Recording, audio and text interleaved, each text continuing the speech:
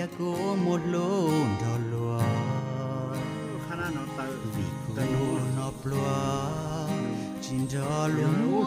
chết cháy ấy có phải sai cô nó nữ chi trong ghế chuối rau xin chê có tia li hoa đủ gì hoa tu trong lia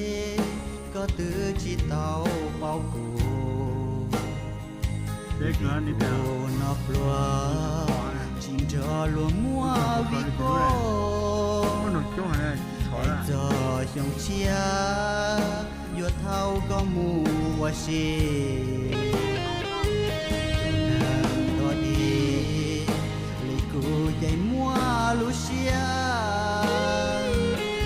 chỉ mua nhà cho gió mua gió kể lu giờ trong chia có tia chín cho cô mua tia xia đu phía cô muốn cho lư tu tia cô ya tu quan chia cô chỉ tu xia tia cô mà sư cho ya giờ lúc có cha lo bao tia cho dòng chia chỉ mua nhà mua chế cho con mua xì chỉ mua nung về giờ tia con cho cô mua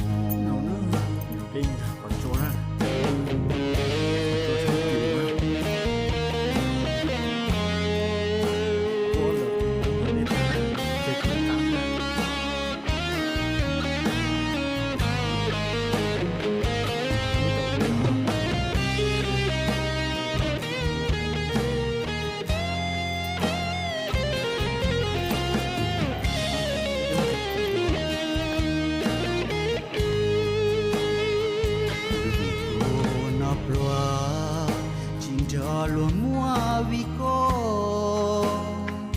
ai cho trong chia vừa thâu có mua xì nàng đó đi lấy cô chạy mua Lucia sự chi mua nhà cho gió mua gió kể lu ai cho trong chia có tia chín cho cô mua có tia xia đu phía cô muốn cho lư tu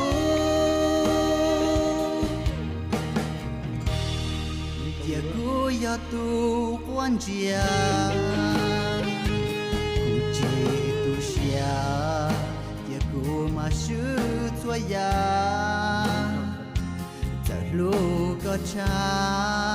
lo bao tiệt cho chia chỉ mua nhà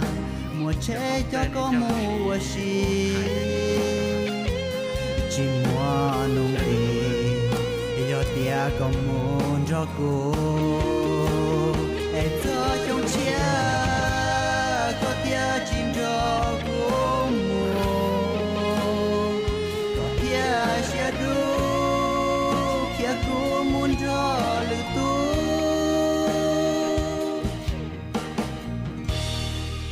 tia cô ya tu quan chia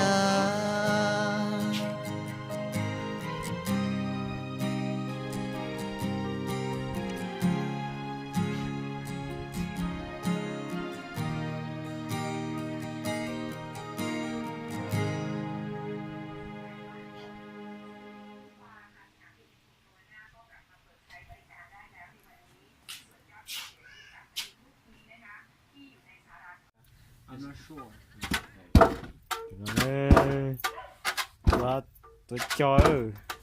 cho này nó chỉ ta nó chỉ ta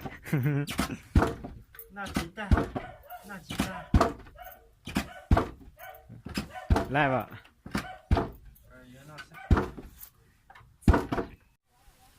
lâu just by hand. Yeah. So what do you pull it completely out? The No, whole thing, just take the top off just with a knife. yeah. That's a lot of work. Okay. Yeah.